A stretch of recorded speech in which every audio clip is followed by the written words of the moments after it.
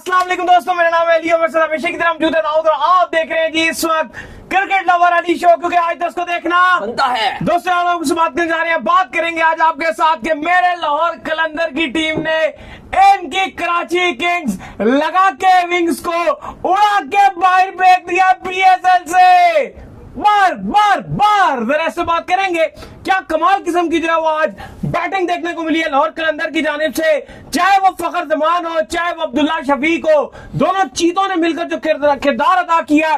फिर बाद में हमारे श्रीलंकन ने यानी कि कुशाल परेरा और राजा पक्सा, इन दोनों ने मिलकर जो किरदार अदा किया और लाहौर को जो है जितवा दिया है। बड़ा नाज था इनको कराची किंग के ऊपर, और लाहौर ने कहा था, शाहीन ने कहा था कि हम तुम्हें देख लेंगे सेमीफाइनल में, वही हुआ कि प्ले ऑफ के चलते बाहर हो गई। भाई जरा से बात करेंगे और बात करेंगे कि आईसीसी की तरफ से खबर यह आ रही है कि जो अब T20 वर्ल्ड कप होगा उसमें इंडिया और पाकिस्तान एक ग्रुप में शेड्यूल नहीं होंगे। वो क्या कहानी है वो भी आपको बताएंगे। तो अगर आप हमारे चैनल पर पहली बार आए, चैनल को अभी सब्सक्राइब करो, साथ ही बेल आइकन दबाना भूलिएगा। तो बात का आगाज करते हैं नंबर वन खबर के साथ जो हमारे पास आ रही है। तो भाईजान कराची किंग लगा के विंग टूर्नामेंट से बाहर, क्या कहेंगे? देखिए अनफॉर्चुनेट है मेरे लिए और कराची के फैंस के लिए, लेकिन एक बात तो है कि जो शाहीन ने कराची से हारने के बाद एक बात बोली थी कि हम इनको देख लेंगे सेमीफाइनल में, ये शाहीन के वर्ड से प्लेऑफ्स कहना चाहते थे, लेकिन चलो उन्होंने सेमीफाइनल बोला। और हैरान थे सारे के इन दोनों का आपस में प्लेऑफ्स कैसे बन सकता है, क्योंकि कराची टॉप 2 में फिनिश करती हुई नजर आ रही थी और लाहौर कलंदर का तो उस टाइम नजर भी नहीं आ रहा था कि टॉप 4 में भी आ सकती है। वहां से लाहौर कलंदर ने टॉप 4 में फिनिश किया और कराची की तरफ से हेल्स को सलाम करना पड़ेगा कि एलेक्स हेल्स जो पीएसएल से पर्सनल कमिटमेंट की वजह से बाहर हो चुके हैं और वो एक ही मैच में उन्होंने तबाहकुन इनिंग खेली थी, दूसरे मैच में तो 0 पर आउट हुए थे। जो प्ले ऑफ 1 था क्वालिफायर कोयटा के साथ, उसमें एलेक्स हेल्स अंडे पे गए थे, सिर्फ और सिर्फ कराची किंग्स को टॉप 2 से रोकने के लिए आए थे सॉरी एलेक्स हेल्स, उसके बाद वो चले गए।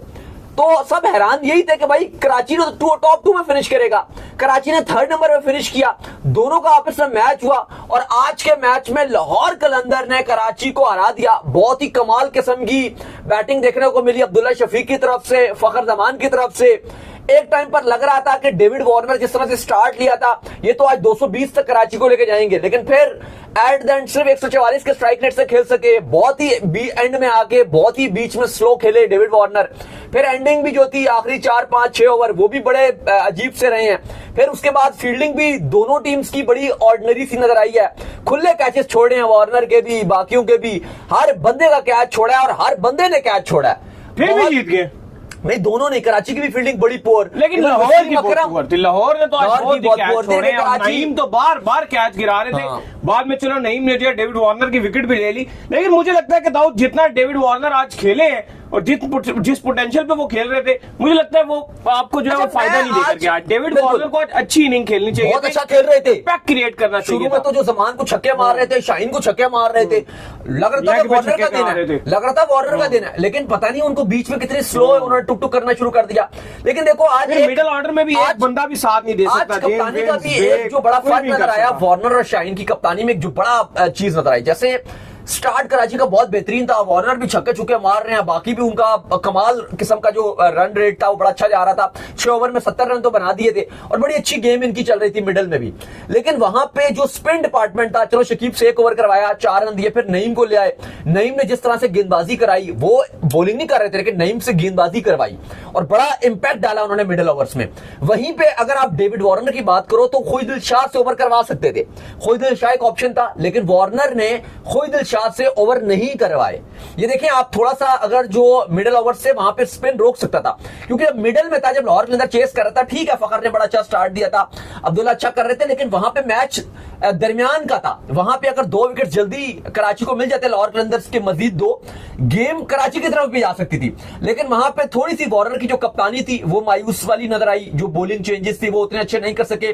खुदिल शाह को ओवर दे सकते थे, वो नहीं दिया। ठीक है नबी को थोड़ी मार पड़ गई, लेकिन खुदिल शाह डिफरेंट बॉलर है, नबी थोड़े डिफरेंट बॉलर है, एक चांस लिया जा सकता था। लेकिन दाऊद बड़े मैच का बड़ा प्लेयर फखर जमान 28 बॉलों पे 47, फिर आज अब्दुल्ला शफीक ने जो इंपैक्ट क्रिएट किया 35 बॉलों पे 65, 5 छक्के और 3 चौके। तो जब अब्दुल्ला शफीक आउट हुए ना तो मैच रन बॉल आ गया था, वो मैच टोटल लाहौर की टीम को आप ये भी बोल सकते हो कि एशिया की, साउथ एशिया की टीम है, क्योंकि उसके अंदर कोई भी गोरा खिलाड़ी नहीं है या बाहर का नहीं है, जो भी उनके पास खिलाड़ी है वो आपको बिल्कुल। जो भी खिलाड़ी हैं वो आपको श्रीलंकन नजर आते हैं या बांग्लादेशी, और बाकी जो है वो 7 आपको पाकिस्तानी नजर आते हैं। लेकिन लाहौर कलंदर को बड़ा मुबारक हो, कराची किंग्स इस टाइम PSL से बाहर हो चुकी है। लाहौर कलंदर अब खेलेगा इस्लामाबाद यूनाइटेड के साथ, जो इस टाइम जो क्वालिफायर 2 है, या इसको आप एलिमिनेटेड 2 बोल दो, क्वालिफायर 2 आप बोल दो, उसका इस्लामाबाद यूनाइटेड वेट कर रही है। अब इस्लामाबाद और लाहौर में से जो जीतेगा फिर वो कोयटा के साथ फाइनल में टाकरा होगा। लेकिन अली साहब, जो आज थोड़ी सी जो मुझे एक चीज मायूस नजर आई, क्योंकि कराची लाहौर का बहुत बड़ा मैच होता है, लेकिन लाहौर का क्राउड उस तरह से जो उम्मीद लगा वैसा क्राउड आया नहीं, उतना नहीं आया। ठीक है, अब जिस तरह से टाइम गुजरा थोड़ा बहुत और मजीद आके, शुरू तो पहला घंटे में तो बिल्कुल ऐसा लग रहा था कि 15% 20% भी क्राउड नहीं है, लेकिन बाद में हमने देखा कि चलो 50% 60% फिर भी क्राउड आ गया। लेकिन हम ये समझ रहे थे कि लाहौर कराची का भाई एलिमिनेटर 1 है, जो हारेगा वो नॉकआउट हो जाएगा। तो एक अवाम, और लाहौर की तो वैसे भी बड़ी हमने देखा है कि स्टेडियम भरने वाली पब्लिक है, लेकिन थोड़ी सी आज उस तरह से पब्लिक लाहौर वाली आई नहीं। लेकिन बहरहाल लाहौर की जो टीम थी उसने मायूस नहीं किया, जो भी आए थे वो सपोर्ट कर रहे थे लाहौर को, और फाइनली लाहौर दोबारा से जो गिरती नजर आ रही थी, दोबारा से उठी है और इस टाइम डोमिनेट कर रही है। और अली साहब, हमने देखा है कि जो उस तरह से टीमें एलिमिनेटर 1 जीत के आती है, उनके पास कुछ खोने के लिए कुछ नहीं होता, और वो हमने देखा है कि वो फिर नॉकआउट जीत जाती है। लाइक इस्लामाबाद यूनाइटेड पहले एलिमिनेटर 1 जीते, फिर क्वालिफायर 2 जीते, और फिर फिनाले भी जीत गए, क्योंकि उनके पास खौफ नहीं होता। नंबर 4 पे फिनिश किया होता है, वो बस कहते हैं कि अब बस हमने कुछ करके दिखाना है, कुछ करके दिखाना। और लाहौर के अंदर की तरफ से आज कमाल किस्म की परफॉर्मेंसेस देखने को मिली ऑल टीम की तरफ से। लेकिन मुझे लगता है कि कराची ने 190 जो रन किया है, कराची थोड़ा और रन कर सकता है। कराची को 220-30 करने पड़ेंगे। लाहौर जैसा जो ग्राउंड है, मुकम्मल तौर पर आपको पता है कि बैटिंग को सपोर्ट करने वाला ग्राउंड है। 220-30 रन, 14 ओवर्स में जब आप 140 के करीब पहुंच रहे हो, तो आपको आखिरी जो 6 ओवर्स हैं उनमें आपको कम से कम 80 रन बनाना चाहिए। सही है, जो हकीकत बात है। लेकिन मैं समझता हूँ 220 होना चाहिए था। लेकिन कराची बिल्कुल ही वार्नर भी ठुस रहे, और बाकी भी अगर आप उनकी बात करो, किसी ने कुछ नहीं किया। खुद शाह ने खाली एक अच्छा कैमियो खेला, जिसकी वजह से 190 बना सके, उसके अलावा किसी ने कुछ भी नहीं किया। बिल्कुल मजा नहीं आया। 7 बेग जो थे वो जिस टाइम मोमेंटम सेट था उससे वो 11 बॉलों पे 11 खेल गए। बिल्कुल ही अगर आप देखो तो एंडिंग भी कोई इतनी खास नहीं थी, और सही मायनों में लाहौर के अंदर अच्छी क्रिकेट खेली, इसलिए वो वहां पर हैं और वो जीते हैं। बिल्कुल।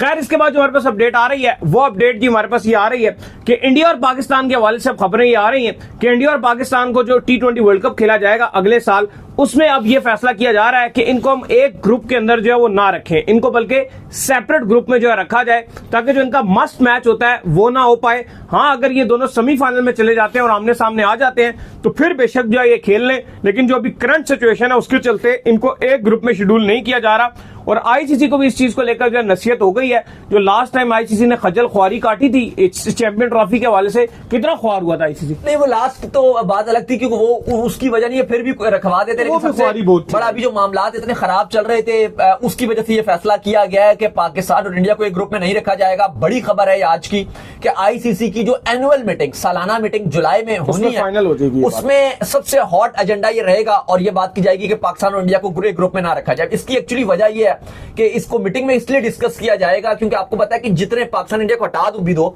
जो 2026 का वर्ल्ड कप है, थोड़ा सा अगर आपको नहीं याद आ रहा तो आपको थोड़ा सा बता दें कि 20 टीमें होंगी, सेम एज इट इज जैसे आपका 2024 का T20 वर्ल्ड कप था। 20 टीमें होंगी और उसी तरह से ग्रुप बनाए जाएंगे। फिर उसके बाद जो है वो सुपर 8 होगा, और उसके बाद फिर सेमीफाइनल और फिर फाइनल उसी तरह से खेला जाएगा। भारत और श्रीलंका होस्ट है, ये पहले ही फैसला कर लिया गया था कि जो पाकिस्तान अपने तमाम के तमाम मैचेस है वो श्रीलंका में खेलेगा। इवन तो अगर इंडिया वर्सेस पाकिस्तान मैच भी होता है वो भी श्रीलंका में ही होगा। लेकिन अब जो कहानी बन रही है कि जुलाई में तमाम बोर्ड्स को बिठाकर ये फैसला किया जा रहा है, और यही फैसला किया जाएगा कि इंडिया पाकिस्तान को एक ग्रुप में ना रखा जाए।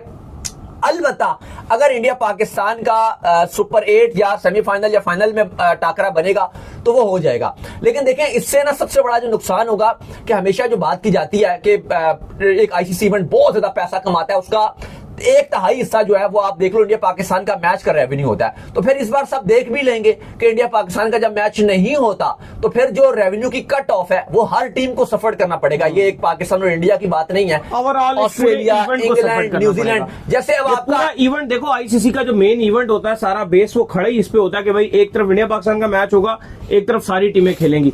तो अब क्या पता फिर आईसीसी ग्रुप इस तरीके से बनाए और ग्रुप की तश्कील इस तरीके से दे कि आगे चल के इंडिया पाकिस्तान खेल लें आपस में। नहीं, वो तो ऑटोमेटिक सिस्टमैटिक हो जाए वो तो आईसीसी तश्कील दे सकता है। अब सुपर 8 में अगर आगे पीछे दोनों का आपको पता है कि जो टॉप पे होती है वो दूसरे ग्रुप की सेकंड टीम से खेलती है और जो सेकंड नंबर की इस ग्रुप की है वो इस ग्रुप की टॉप से खेलेगी। ये तो एक रूल है। इंडिया पाकिस्तान को दोनों को हल्के ग्रुप में भी रखा जा सकता है ना, कि ताकि इनकी आपस में फिर आगे जाने आप सुपर 8 में तो खैर कोई हल्का फुल्का नहीं होता। उसकी वजह ये कि सारी टॉप 8 टीम्स होती है, उसमें क्या आप हल्का लोग इंग्लैंड, ऑस्ट्रेलिया, साउथ अफ्रीका, पहले तो न्यूजीलैंड। वैसे भी पिछला जो वर्ल्ड कप हुआ उसमें तो पहले वाले में तो दोनों ही टीमों में हल्के ही थे, फिर भी नहीं जा सके। सुपर 8 में तो आप किसी को भी हल्का नहीं कह सकते ना सेमीफाइनल में आप हल्का बोलोगे। लेकिन देखो बात यह है कि एक आईसीसी की जो 8 साल की साइकिल है वो $3 बिलियन में आईसीसी ने बेची हुई है और उसमें ये तय था कि इंडिया पाकिस्तान करवाएगा। अगर आप उसमें से इंडिया पाकिस्तान हटा देते हो तो शायद उसकी जो मार्केट वैल्यू वो $1 बिलियन है। $3 बिलियन वैसे है जो आईसीसी ने 8 साल की साइकिल बेची हुई है। अगर आप उसमें इंडिया पाकिस्तान हटा देते हो तो $1 बिलियन रह जाता है। तो ठीक है, आप इंडिया पाकिस्तान के क्योंकि मामला इतने अच्छे नहीं है, पाकिस्तान में भी ये सेंटीमेंट्स हैं कि इंडिया के साथ नहीं खेलना चाहिए, इंडिया में भी सेंटीमेंट्स हैं कि पाकिस्तान के साथ नहीं खेलना चाहिए, तो इंडिया पाकिस्तान का मैच नहीं होगा। तो अब आपको यही देखना होगा कि जो रेवेन्यू है वो थोड़ा कम होगा और बाकी जितनी भी टीम्स हैं उन सबका भी कम होगा, क्योंकि इंडिया बाकी तो मैचेस खेलेगी बाकी टीमों से, लेकिन वो उतना रेवेन्यू नहीं जनरेट कर पाती जितना पाकिस्तान इंडिया का होगा। चले जी, तो ये अब मामला होंगे। बाकी आईसीसी का इसका जो फाइनल फैसला है वो जुलाई की मीटिंग में कर दिया जाएगा, लेकिन रिपोर्ट्स यही बता रही है कि इंडिया पाकिस्तान एक ग्रुप में नहीं होंगे। तो उम्मीद करते हैं आज तुम्हारे शो आपको आएगा। वीडियो को लाइक कीजिए, हमारे चैनल सब्सक्राइब कीजिए, साथ के बेल आइकन को बजाइए। एक और काम कर लीजिए, जरूर कर लीजिए, इंस्टाग्राम पर आप जाएंगे फॉलो, इंस्टाग्राम पे मुझे फॉलो कर लीजिए, वहां पे मैं मौजूद हूं दाऊद क्रिकेट के। अगर आपको कोई सवाल है तो भेजिएगा, उनको भी फॉलो मुझे फॉलो कीजिए। ऑफिशियल के नाम से लिंक डिस्क्रिप्शन में मौजूद है, जाइए फॉलो कीजिए। अल्लाह हाफिज़, बाय बाय।